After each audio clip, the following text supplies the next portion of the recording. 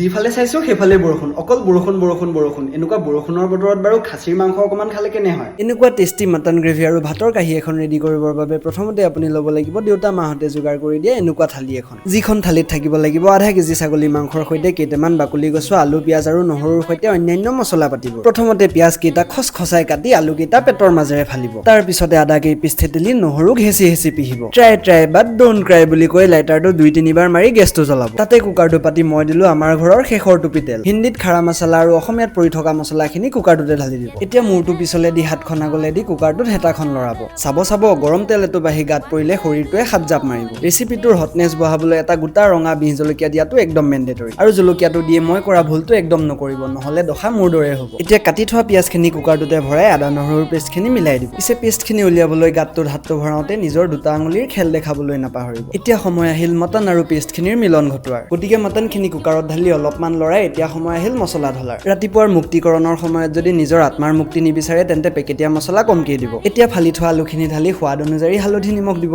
এইটো Bihari style mutton recipe নহয় যদিও দুটা নহৰু দিয়াটো কিন্তু মোৰ নিয়ম বনি গ'ল পেকেটীয়া মছলা কমকৈ দি এতিয়া দিবলৈ লৈছো মই মায়ে পিছি থোৱা আমাৰ সিক্ৰেট মছলা এই সিক্ৰেট মছলাটো জানিব বিচাৰা যদি কমেণ্ট কৰিবা কিন্তু এনচাৰ পাবা বুলি আশাহে নকৰিবা মাংসখিনিৰ কালাৰ দেখি আৰু গোন্ধ পাই একেবাৰে ৰ'ব পৰা নাই সেইবাবে পটাপট পানী দিলো আৰু কুকাৰটো হুইচেল মাৰিবলৈ থৈ দিলো 5টা হুইচেল মৰাৰ পিছত আধাখিনি আলু উলিয়াই এনেকৈ পিটিকা কৰি ললো যাতে গ্ৰেভিটো ডাঠ হয় তাৰ পিছত আৰু 5টা হুইচেল মাৰিবলৈ দি ঠাণ্ডা হোৱাৰ পিছত ধনিয়া কাটি দিলো বাহ আমাৰ মটন গ্ৰেভি ৰেডি এতিয়া ভাতৰ লগত এইখিনি দবাই খোৱাৰ কথাহে ইমান টেষ্টি মটন গ্ৰেভিখন সন্মুখত থাকিলে বাৰু কোনোবাই ভিডিঅ' কৰি থাকিব পাৰেনে যেনে তেনে মিনি ভ্লগৰ কাৰণে ভিডিঅ'টো কমপ্লিট কৰিছো আৰু দবাই খোৱাত লাগিছো বাৰু আজিলৈ ইমানেই আকৌ পিছত লগ পাম